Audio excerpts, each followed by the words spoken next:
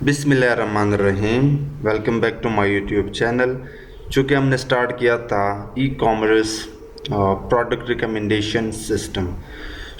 मेरा जो main objective है इस प्रोजेक्ट से, चूँकि हम अभी तक ऑलरेडी यहाँ पे मैं आपको दिखाना चाहूँगा 3 वीडियो बना चुके हैं। मेरा जो मेन ऑब्जेक्टिव है, मैं आपको रिकमेंडेशन सिस्टम के जितने भी एल्गोरिदम्स हैं, जितने भी टेक्निक्स हैं, जितने भी टाइप्स हैं, वो इस एक प्रोजेक्ट में कवर करने वाला हूँ। You are going to master by watching all this playlist videos to master your recommendation system. But आज का वीडियो थोड़ा सा इम्पोर्टेंट है क्योंकि हम सीखने वाले हैं कंटेंट बेस्ड रिकमेंडेशन सिस्टम। उसके बाद हम देखेंगे TF-IDF वेक्टराइज़र। ये बहुत ही फेमस टेक्निक है साइकिट-लर्न के अंदर, स्पेशली टेक्सचुअल डेटा के लिए। इसकी मैथमेटिक्स भी देखेंगे। उसके बाद हम देखेंगे कोसाइन सिमिलैरिटी। ये आप सबको पता है कि रिकमेंडेशन सिस्टम की जान कोसाइन सिमिलैरिटी में बसी हुई है। इसका मैथमेटिक्स हर चीज़ यहाँ पे हम देखने वाले हैं। बट अगर आपने ये पिछले 3 वीडियो नहीं देखे हैं तो आप इनको देखें, क्योंकि एक सीक्वेंस है, तो अगर आप सीक्वेंस को स्किप करते हो तो चीज़ें आपके लिए कॉम्प्लिकेटेड हो सकती है। मैंने यहाँ पे जुपिटर नोटबुक ओपन किया है। अभी तक हम आ चुके हैं। अगर मैं आपको अपना डेटा दिखाऊँ तो दिस इज़ द डेटा। मैं हेड करके फर्स्ट रो दिखाना चाहूँगा। हमने पहले डेटा को लोड किया था, फिर हमने डेटा को प्री प्रोसेस किया था, और जो सबसे इम्पोर्टेंट कॉलम हमने क्रिएट किया था वो टैग्स था। अब ये चीज़ समझने के लिए और आगे बढ़ने से पहले, यानी कंटेंट बेस्ड रिकमेंडेशन अप्लाई करने से पहले, we need to understand what is content based recommendation system. Believe me और not, but content based recommendation system के बारे में बहुत ही गलत पढ़ाया गया है स्टूडेंट को कि ये क्या करता है, यूज़र की प्रीवियस रिकॉर्ड को देख के आपको चीज़ें रिकमेंड करते हैं। बेसिकली ये ऐसी ही तरह है, लेकिन ये सर्च बेस है। कंटेंट बेस में आप कोई रेटिंग्स लाइक एक यूज़र का दूसरे यूज़र के साथ सिमिलैरिटी ये नहीं देखती, बल्कि ये प्योर कंटेंट बेस्ड रिकमेंडेशन होता है। मैं आपको आसान तरीके से समझाऊंगा, लेकिन जो कन्फ्यूजन स्टूडेंट के दिमाग में बैठाया गया है related to this content based recommendation, वो ये है कि एक यूज़र का दूसरे यूज़र के साथ सिमिलैरिटी, यूज़र का प्रीवियस रिकॉर्ड देख के हम चीज़ें यूज़र को रिकमेंड करते हैं। बेसिकली वो है कोलैबोरेटिव फिल्टरिंग, जो कि हम नेक्स्ट वीडियो में डिस्कस करने वाले हैं। कंटेंट बेस्ड प्योर आइटम की कीवर्ड पे मुश्तमिल होता है। जब आप गूगल पे जाते हो, वहाँ पे सर्च बार जो होता है वो कंटेंट बेस है। आप किसी ई कॉमर्स वेबसाइट पे जाते हो, वहाँ पे जो सर्च बार है वो आपका कंटेंट बेस है। आप यूट्यूब पे आते हो, कोई चीज़ सर्च करते हो, वहाँ पे जो सर्च बार है वो आपका कंटेंट बेस है।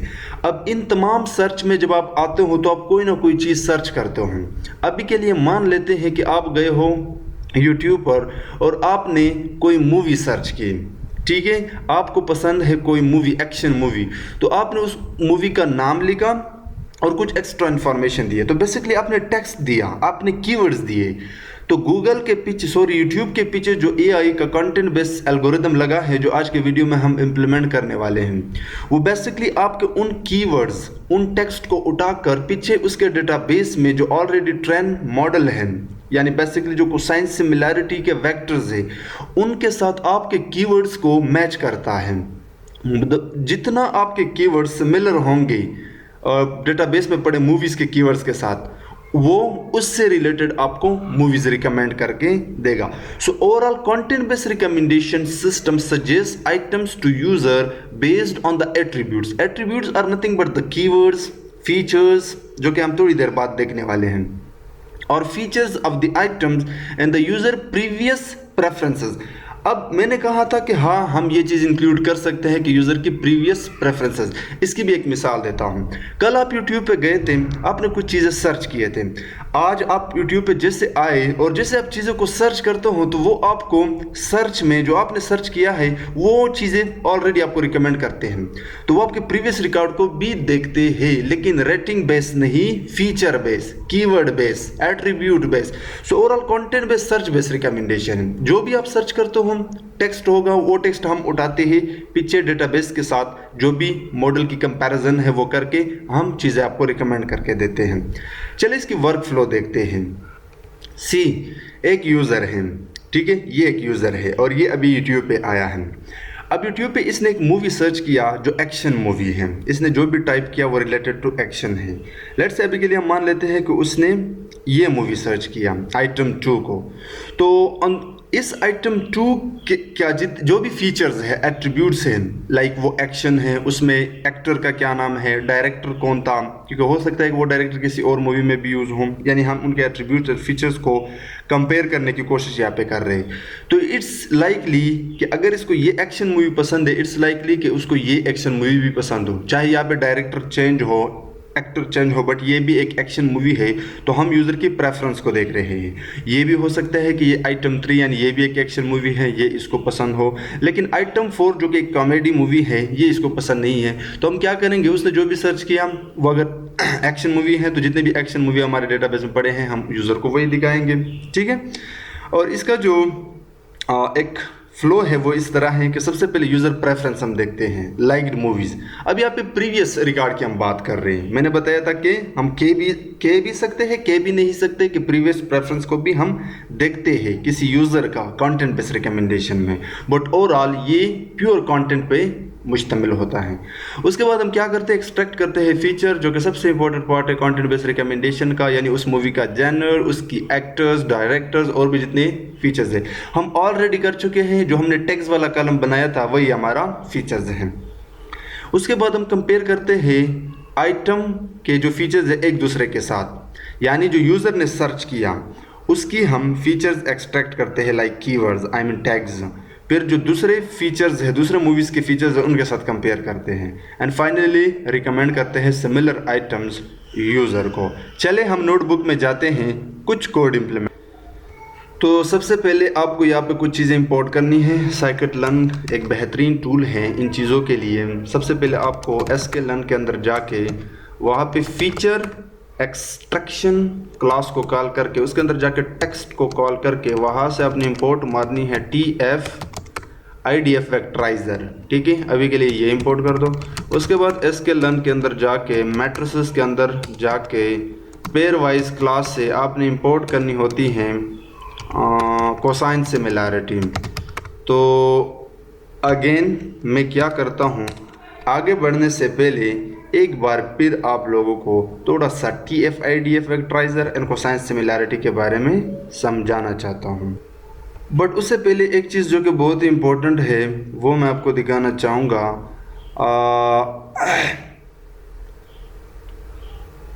जस्ट यहाँ पे मैं क्या करता हूँ, क्योंकि जब तक इस चीज़ की समझ ना हो तब तक आप आगे नहीं बढ़ सकते। मैं पहले 2 रो को उठाता हूँ और यहाँ पे आके मैंने कहा था कि ये हमारा इम्पोर्टेंट कॉलम है टैग्स। अब ये जो टैग्स हैं, ये जितने भी टैग्स हैं, ये एक मूवी की वेक्टर हैं, ठीक है। इसको आप डॉक्यूमेंट भी कहते हो, इसको आप सेंटेंस भी कहते हो, इसको आप रो भी कहते हो और इसको आप डॉक्यूमेंट भी कहते हो। यानी ये जो टैग्स हैं ये एक मूवी की रिकॉर्ड हैं, चाहे वो डॉक्यूमेंट हो, सेंटेंसेस हो, कीवर्ड्स हो, रो हो, ये दूसरी मूवी की है, इसी तरह बाकी जितने भी मूवीज़ की है। सो ओवरऑल यहाँ पे ये आपके वेक्टर्स कहलाएंगे। सो ये चीज़ मैंने जस्ट आपको बताना था क्योंकि आगे यहाँ पे हम ये टर्म्स यूज़ करने वाले हैं। Now what is TF IDF वेक्टराइज़र। TF IDF वेक्टराइज़र को अगर समझना है तो आपने बस इतना समझना है कि ये ट्रांसफॉर्म करता है टेक्स्ट डेटा को इनटू न्यूमेरिकल डेटा। अब जो हमारा इनपुट कॉलम है टैग्स, वो टेक्स्ट हैं, आपने सबसे पहले उनको न्यूमेरिकल डेटा में कन्वर्ट करना होगा, क्योंकि मशीन या कोई भी मॉडल जो कि हम यूज़ करने वाले हैं कोसाइन सिमिलैरिटी, वो नंबर्स को जानता है ना कि टेक्स्ट को जानता है। सो ओवरऑल ये ट्रांसफॉर्म करता है टेक्स्ट डेटा को इनटू न्यूमेरिकल डेटा। अब इसके लिए बहुत सारे टेक्निक है, like word to vec, ngram और भी बहुत सारे हैं, लेकिन जो most advanced and mostly use होता है वो है TF-ID वेक्टराइज़र। ये स्पेशली NLP के टास्क में टेक्सचुअल डेटा के लिए यूज़ होता है और इसके और भी बहुत सारे फंक्शनैलिटी है जो हम थोड़ी देर बाद देखने वाले हैं। अच्छा, इसकी फुल फॉर्म है term frequency. TF stand for term frequency, IDF stand for inverse document frequency. Now let's talk about the first thing, term frequency. TF. TF is used to measure how frequently a word appears in a document. एक vector में, एक रो में, यानी एक movie की बात हो रही है, एक सेंटेंस में एक वर्ड कितनी बार आया है। ये उसकी फ्रिक्वेंसी को मेजर करता है। The more frequent a word is in a document the higher its TF value. जितना ज़्यादा उस सेंटेंस, उस डॉक्यूमेंट, उस वेक्टर के अंदर अपना वर्ड होगा, उतना उसकी TF वैल्यू हायर होगी। ये इसकी फार्मूला है, बहुत ही सिंपल फार्मूला है। TF will be equal to number of times the word appears in a document, के एक डॉक्यूमेंट के अंदर वो वर्ड कितनी बार आया है, जो कि थोड़ी देर बाद हम एग्जांपल्स की मदद से समझेंगे। Divide by total number of terms in the document, कि उस डॉक्यूमेंट में टोटल जो वर्ड्स हैं, यानी एक वर्ड कितनी बार आया है उसको हम डिवाइड करते हैं उस सेंटेंस के अंदर, उस डॉक्यूमेंट के अंदर टोटल वर्ड्स के साथ, ठीक है। उसके बाद है अपना इन्वर्स डॉक्यूमेंट फ्रीक्वेंसी। ये मेजर करता है इंपॉर्टेंस ऑफ ए वर्ड को। पहले तो हम वर्ड की फ्रीक्वेंसी देख रहे थे एक डॉक्यूमेंट के अंदर तमाम वर्ड्स के साथ, लेकिन अब हम देखना चाहते हैं कि वो वर्ड कितना इंपॉर्टेंट है। So words that are common across all the document have lower IDF values. It helps to reduce the weight of common words like the, is, etc. इसका ये मतलब है कि हम वर्ड की इंपॉर्टेंट को कैलकुलेट करते हैं ताकि मशीन को ये पता चले कि ये वर्ड जब भी आए ये इंपॉर्टेंट है, और बाकी जो इरेलीवेंट वर्ड्स हैं उनकी इंपॉर्टेंस कम है, कम दे मॉडल। अब इसका फार्मूला समझते हैं। आप क्या करते हो, IDF will be equal to, आप लॉग लेते हो, लेकिन लॉग से पहले यहाँ पे थोड़ा सा आपने समझना है चीज़ों को। Total number of documents, total movies, her movie की डॉक्यूमेंट, अगर आपके पास डेटा सेट के अंदर 1000 रोज है तो मतलब 1000 documents divide by number of documents containing the word. सिर्फ उन डॉक्यूमेंट को उठाओ जिसमें वो वर्ड मौजूद है। अभी कुछ समझ नहीं आएगा, थोड़ी देर बाद आपके लिए ये सब कुछ आसान होने वाली है। थर्ड स्टेप में आप फाइनली इस फार्मूले का जो भी रिजल्ट आता है उसको मल्टीप्लाई करते हो इस फार्मूले के साथ। So basically we are going to multiply TF term frequency with IDF, TF into ID। अब हम क्या करेंगे, एग्जाम्पल्स की मदद से समझने की कोशिश करते हैं। अच्छा, एग्जाम्पल लेने से पहले मैं चाहूँगा कि मैं आपको वर्क फ्लो बताऊँ TF-ID वेक्टराइजर का।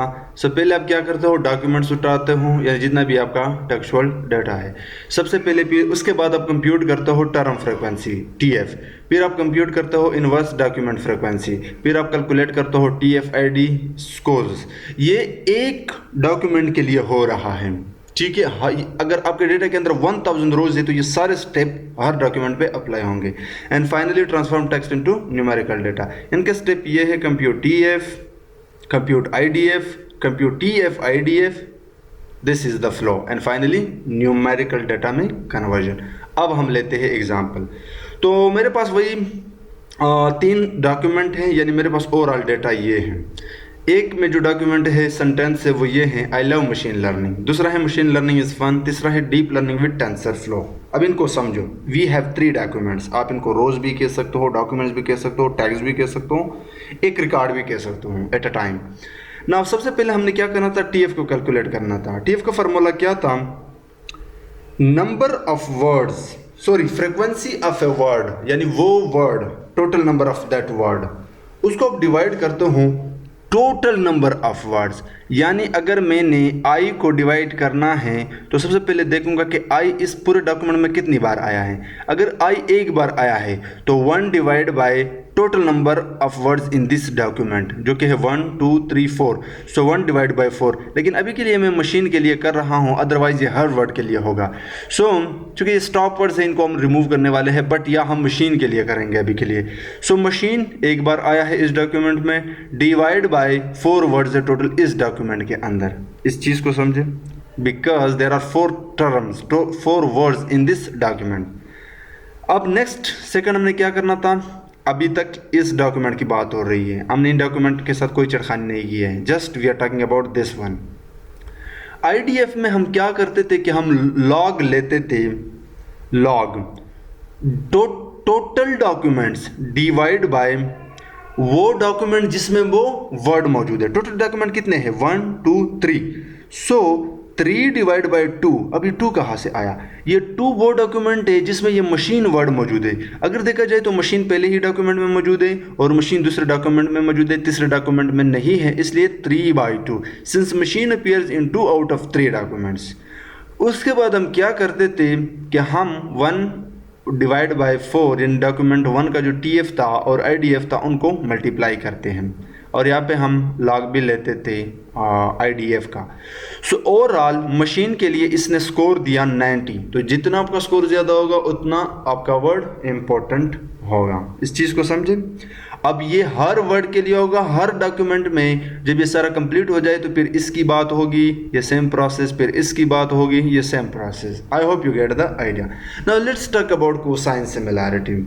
सो टेक्सचुअल डेटा को हमने कन्वर्ट किया न्यूमेरिकल डेटा में, लेकिन अब जब हमने रिकमेंडेशन देने हैं तो उसके लिए हम सिमिलर आइटम्स दिखाएंगे यूज़र को on the basis of his search.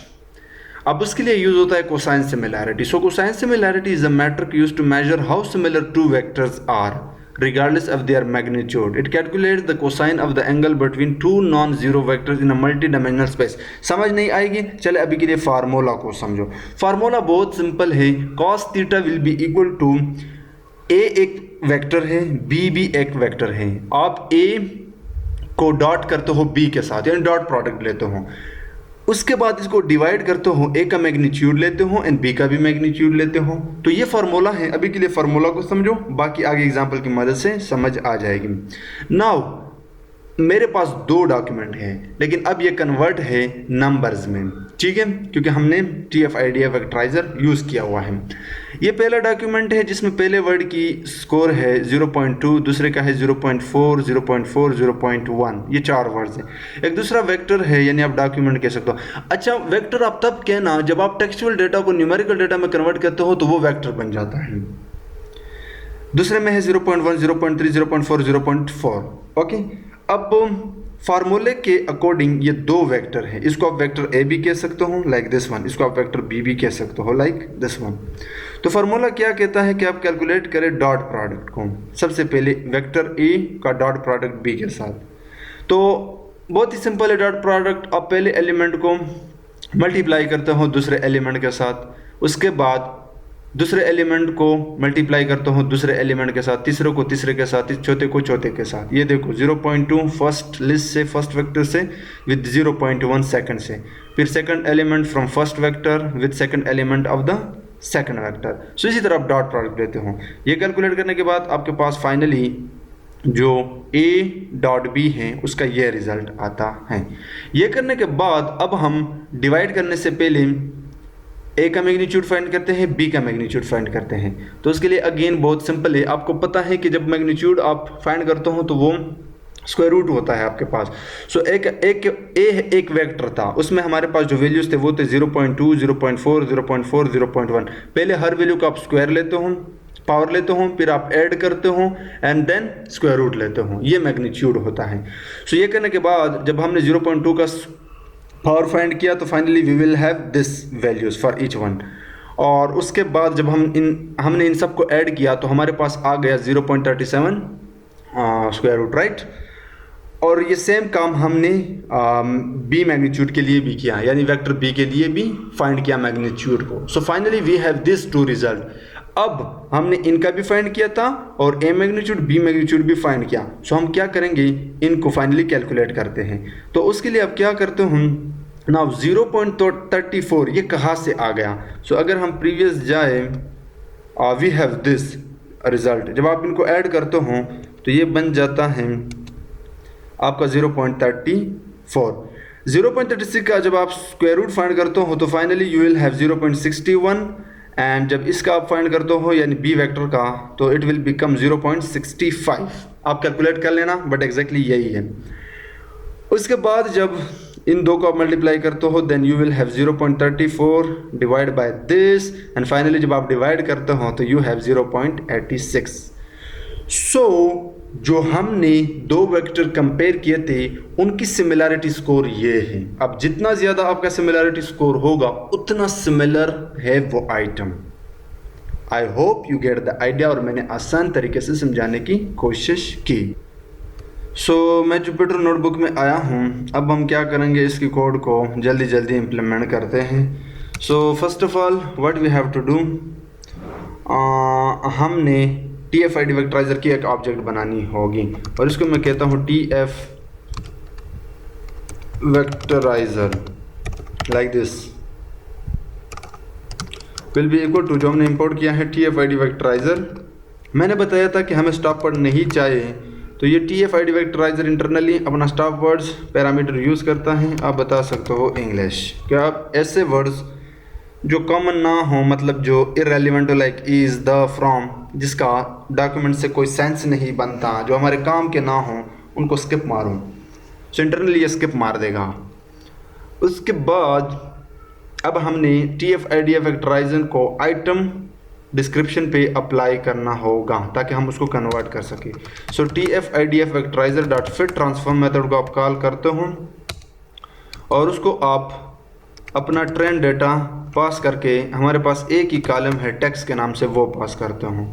सो अगर मैं रन करूँ, you will see this matrix, this result. ये एक स्पार्स मैट्रिक्स है of type class numpy dot float. आप इसको देख नहीं सकते बट इंटरनली इसने कर दिया सब कुछ। ये कह रहा है कि you have this much element stored in compress power row format. अब ये कंप्रेस्ड आप देख नहीं सकते। उसके बाद हम इसको कहते हैं TF-IDF मैट्रिक्स कंटेंट। सो या we have converted successfully tags into vectors। अब हर मूवी का जो टेक्स्ट था एक वेक्टर बन गया। so now what we have to find cosine similarity between all the matrices। so what I can do, इसके लिए बहुत ही सिंपल है, आप cosine similarity मेथड को कॉल करते हो और उसको आप TF-IDF जो मैट्रिक्स कंटेंट है वो 2 बार पास करते हो, something like TF-IDF like this. अब अगर मैं इसको रन करूँ, you will see this thing. अभी आपको समझ नहीं आएगी तो मैं क्या करता हूँ, इसको आसान बना के आपको एक्सप्लेन करता हूँ, बट मैं इसको अभी के लिए कहता हूँ cosine similarities content like this. Now I just want to show you कि ये कोसाइन सिमिलैरिटी है क्या।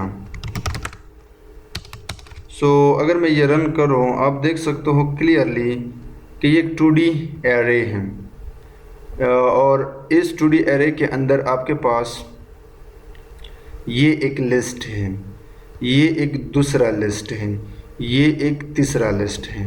तो मज़े की बात मैं आपको बताऊँ कि ये फर्स्ट टैग का बाकी जितने टैग्स हैं उनके साथ कोसाइन सिमिलैरिटी है। So this list is nothing but जो आपके ट्रेंड डेटा के अंदर फर्स्ट टैग है, दिस फर्स्ट टैग, इसका कोसाइन सिमिलैरिटी है बाकी तमाम टैग्स के साथ, ये दूसरे टैग के साथ, यानी वेक्टर भी आप कह सकते हो। यानी अगर मैं यहाँ पे आपको दिखाऊँ तब और अच्छे तरीके से समझ आएगी। ये जो 100% है ये खुद जो आपका फर्स्ट टैग है वो है, यानी जो फर्स्ट डॉक्यूमेंट है। अब इस डॉक्यूमेंट का सेकंड डॉक्यूमेंट के साथ कोसाइन सिमिलैरिटी स्कोर ये है, थर्ड डॉक्यूमेंट के साथ ये है, फोर्थ डॉक्यूमेंट के साथ ये है, अप टू जितने भी डॉक्यूमेंट्स हैं उनके साथ इसका कोसाइन सिमिलैरिटी है। सेकंड लिस्ट रिप्रेजेंट करता है सेकंड डॉक्यूमेंट को, आई मीन दिस वन। फिर ये इसका जो कोसाइन सिमिलैरिटी है खुद के साथ, पहले वाले के साथ, तीसरे वाले के साथ, बाकी जितने भी हैं, और ये इसी तरह चलता रहेगा। I hope you get the idea कि ओवरऑल इसका मतलब क्या है। नाउ मैं इनको यहाँ से हटा देता हूँ क्विकली। अभी के लिए मैं डेटा से एक प्रोडक्ट का नाम उठाता हूँ ताकि मैं सर्च कर सकूँ कि ये काम कर रहा है या नहीं। सो ट्रेंड डेटा के अंदर जाके जो नेम वाला कॉलम है उसको अगर मैं रन करूँ, उसके इंडेक्स 0 पे जो पड़ा अपना वो है, क्या नाम है इसका, title. Basically I am going to get this one product, और इसको मैं एक वेरिएबल में स्टोर करता हूँ आइटम इंडेक्स। और उसके बाद अब मैं सबसे पहले तो क्या करूँगा, इसको अपने डेटा के साथ कंपेयर करूँगा, विच इज़ इम्पॉर्टेंट। सो अगर मैं ट्रेंड डेटा में जाऊँ और इसके अंदर फ़िल्टरिंग करूँ कि समटाइम यूज़र ऐसा भी सर्च करता है जो हमारे डेटाबेस में ना हो तो वो इशू जनरेट करता है। सो अब क्या करते हूँ, आप इसी तरह चेक लगाते हो। बेसिकली मुझे इसको आइटम नाम देना चाहिए like this. So item name, अगर मैं रन करो ये आप देख सकते हो वो नाम यहाँ पे हम गेट कर रहे हैं, ठीक है, यू कैन क्लियरली सी। लेकिन मैं क्या करूँगा, यहाँ पे इंडेक्स को कॉल करके कुछ इस तरह इसको कॉल करूँगा, यानी ये 0 इंडेक्स पे पड़े हैं। मुझे इंडेक्स चाहिए ना कि वो स्ट्रिंग, मुझे उसका इंडेक्स चाहिए। सो ये 0 इंडेक्स पे पड़ा है। And once we have done this, now the main important part is कि अब हम इस वाले जो यूज़र ने सर्च किया है इसकी कोसाइन सिमिलैरिटी कैलकुलेट कर सके, जो हमारे पास एक पूरा कार्पस बना है कोसाइन सिमिलैरिटी का, ठीक है। और वो कोसाइन सिमिलैरिटी का जो कार्पस है वो ये है, जिसमें तमाम मूवीज़ की प्रोडक्ट्स की वेक्टर्स ऑलरेडी पड़े हैं। ये मैं अभी दिखा चुका हूँ। इसको हम पास करेंगे। अच्छा, मैं इसको कहता हूँ आइटम इंडेक्स, ठीक है। इसको मैं पास करता हूँ आइटम इंडेक्स। अगर मैं रन करूं तो अब सिर्फ वो लिस्ट आ रहा है जिसमें इस आइटम का एक पूरा कोसाइन सिमिलैरिटी था तमाम वेक्टर्स के साथ। ये भी मैं दिखा चुका हूं। बट मैं क्या करता हूं, इसको इनकी इंडेक्सेस भी साथ निकालता हूं। तो उसके लिए पाइथन का एक बहुत बढ़िया फंक्शन है एन्यूमरेट, आप वो यूज़ कर सकते हैं। नाउ यू कैन बेसिकली मुझे लिस्ट में भी कन्वर्ट करना होगा I think, so that we could see the result clearly. Now you have this. अब इस चीज़ को समझना बहुत ही इंपॉर्टेंट है। ये खुद के साथ इसका कोसाइन सिमिलैरिटी है जो कि 0 इंडेक्स पे पड़ा है। अब खुद के साथ सिमिलैरिटी तो बहुत हायर होगी, सबको पता है 100 है। उसके बाद ये जो इंडेक्स 1 पे टैग्स पड़ा था किसी और प्रोडक्ट का के साथ, उसके साथ सिमिलैरिटी है 0.013, ठीक है। ये तीसरे वेक्टर के साथ कोसाइन सिमिलैरिटी है इसका, चौथे वेक्टर के साथ, पांचवें वेक्टर के साथ, सो कुछ इस तरह। अब मैं इसको सॉर्ट करूँगा, सॉर्ट इन द सेंस कि जो मोस्ट सिमिलर आइटम्स हैं उनको पहले ले आओ। तो उसके लिए भी अपना फंक्शन है सॉर्टेड। पाइथन का जो मेथड है सॉर्टेड, बेसिकली ये हम बाद में कर लेंगे, बट इसको मैं कहता हूँ सिमिलर आइटम्स, ठीक है। This are the similar items, okay. Now अब हम सॉर्ट करते हैं इसको। तो सॉर्ट करने के लिए बहुत सिंपल सा मेथड है। आप सॉर्ट मेथड को कॉल करके इसको अपना सिमिलर आइटम पास करता हूँ। अब इसके अंदर की आप देते हो, की पास करते हो। और अब यहाँ पे मैं लैम्डा फंक्शन का यूज़ करूँगा, जो समझ तो बिल्कुल आपको अभी नहीं आएगी लेकिन थोड़ी देर बाद आएगी। पहले को एक्सक्लूड कर दो, यानी 1 से स्टार्ट कर दो, क्योंकि 0 इंडेक्स पे तो ये खुद था जो कि 100% उसका कोसाइन सिमिलैरिटी था, वो हमें नहीं चाहिए। मैं कह रहा हूँ अब यहाँ पे हम वो दिखा रहे हैं जो हम चाह रहे हैं। So you will see a bit letter. और रिवर्स बाय डिफ़ॉल्ट फॉल्स होता है आई थिंक, सो हमें इसको ट्रू रखना होगा। सो नाउ ये यहाँ से क्यों स्टार्ट हो गया, मैंने इसको एक्सक्लूड किया, it should be started from this. अब यू कैन क्लियरली सी 0.53। अब ये एक प्रोडक्ट है जो इस प्रोडक्ट के बहुत सिमिलर है, ये एक दूसरा प्रोडक्ट है जो बहुत ज़्यादा सिमिलर है, ये एक और प्रोडक्ट है जो इसके बहुत सिमिलर है। सो बेसिकली इस कोड ने ये काम किया कि जस्ट हमारा जो कोसाइन सिमिलर आइटम मैट्रिक्स था उसको ऑर्डर में ले आया। जो मोस्ट सिमिलर है वो पहले आ रहे हैं, उसके बाद जो कम सिमिलर हैं स्टेप बाय स्टेप, ओके। और इनको मैं कहता हूँ similar items. just let me store similar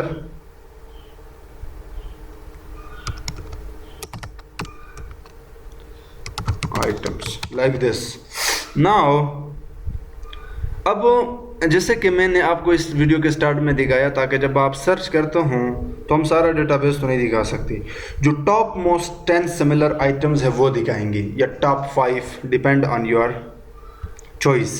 सो अब वो हम यहाँ पे करने वाले हैं। सो सिमिलर आइटम्स, फाइनली ये वेरिएबल था, 1 से लेके 10 तक 10 प्रोडक्ट मैं दिखाना चाहता हूँ। So this are the 10 products, ठीक है। ये वो टॉप 10 प्रोडक्ट्स की स्कोर है हमने जो सर्च किया है, और इसको मैं कहता हूँ टॉप सिमिलर आइटम्स। नाउ अब हम यूज़र को तो ये नहीं दिखा सकते। उप्स, यूज़र को हम ये थोड़ी दिखाएंगे 0.53, 0.51। हम इसका इन प्रोडक्ट्स के नाम दिखाएंगे, उसका प्रॉपर इमेज डिस्क्रिप्शन, ये चीज़ें दिखाएंगे। तो चलिए अब फाइनल जो हमारा आउटपुट है इसको थोड़ा सा स्ट्रक्चर करके प्रॉपरली दिखा देते हैं। सो उसके लिए आप करते क्या हो, अपने ट्रेन डेटा के अंदर जाके iloc मेथड को कॉल करके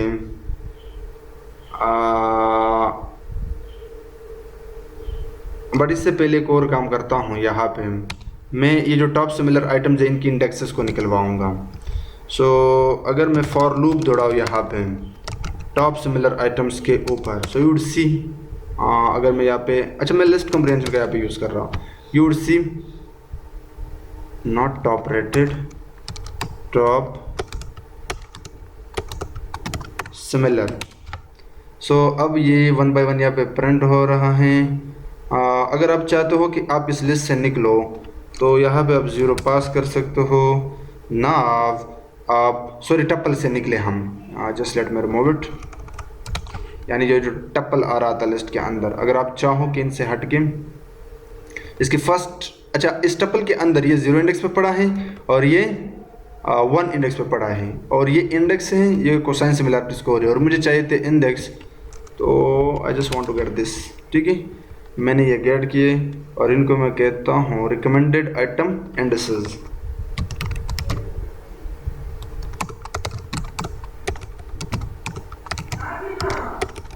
लाइक दिस, ठीक है। So this are the indexes. Now iloc, अब मैं इन इंडेक्सेस के अंदर घुस के उनसे जो भी निकलवाना चाहूँ, लाइक नेम, रिव्यू काउंट, वो निकलवा सकता हूँ, लेकिन उसके लिए आप पांडास का iloc मेथड यूज़ करते हो। तो रिकमेंडेड आइटम के इंडेक्स के बेस पे जाके मुझे चाहिए इनके नेम, तो ये अपने आ गए।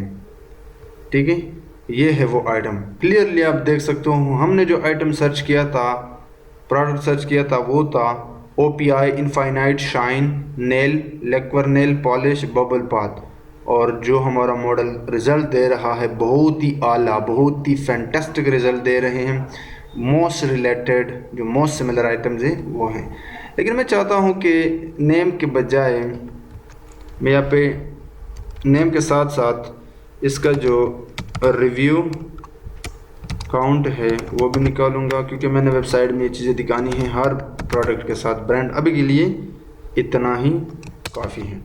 So this is your recommendation.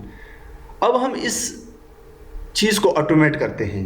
Automate in the sense कि यूज़र तो टाइप करेगा, तो हम क्या करेंगे, एक प्रॉपर पाइथन फंक्शन बनाएंगे जो यूज़र से एक प्रोडक्ट का नेम लेगा, वो कितने रिकमेंडेशन चाहता है, लाइक 5 डिस्प्ले करना चाहता है, 10 वो लेगा, और फाइनली हम ये चीज़ें उसको दिखाएंगे। So let's do that. So this is the function by the name of content based recommendation. इसके पास अपना ट्रेंड डेटा आ रहा है, आइटम नेम आ रहा है, और बाय डिफ़ॉल्ट जो पैरामीटर हमने पास किया है वो top recommended items will be 10। सबसे पहले यहाँ पे हमने एक वैलिडेशन लगाया कि अगर ये नाम हमारे डेटाबेस के अंदर पड़ा नहीं है तो फिर आप ये मैसेज देना that not found in running data. ठीक है, उसके बाद हमने सेम एग्जैक्टली वही कोड यूज़ किया है, कोई चेंज नहीं किया है, and finally this function returns recommended item details. Okay, तो मैंने इसको रन किया।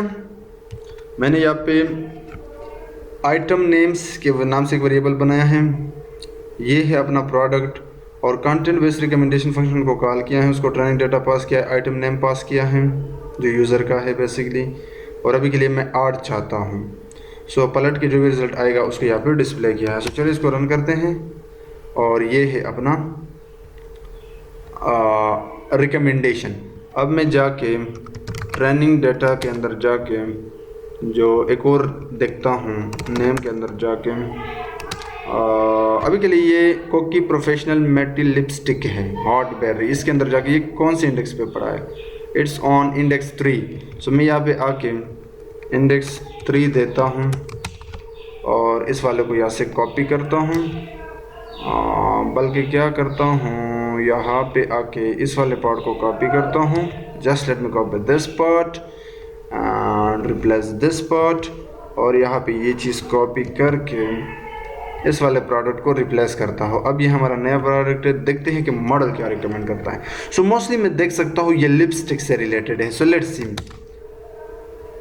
नाउ कोकी प्रोफेशनल मैट लिपस्टिक की कोकी professional matte lipstick fair cracker या जो भी है, but overall this system is working quite amazingly. एक गलती भी नहीं कर रहा है, बहुत ही अच्छे तरीके से हमें रिकमेंडेशन दे रहा है। हालांकि हमारा डेटा सेट भी बहुत कम था, but yeah this is working quite amazingly. So ये था content based recommendation. I think मैंने बड़ी डिटेल से आपको समझाने की कोशिश की। हमने देखा कि TF-IDF content based recommendation and कौन सा सिमिलरिटी क्या होते हैं। सो नेक्स्ट वीडियो में हम देखने वाले हैं कोलैबोरेटिव फिल्टरिंग, जो कि बहुत ही फैंटास्टिक पार्ट है किसी भी रिकमेंडेशन सिस्टम का। तो मैं अभी से आपको रिकमेंड करता हूँ कि आप इस प्लेलिस्ट को एक्सेस करो, क्योंकि आप बहुत कुछ सीखने वाले हो। सो चैनल के लिए नए हैं, चैनल को सब्सक्राइब करना, वीडियो को लाइक करना, और कोई भी डाउट हो तो आप कमेंट सेक्शन में पूछ सकते हो। सो सी इन द नेक्स्ट वीडियो।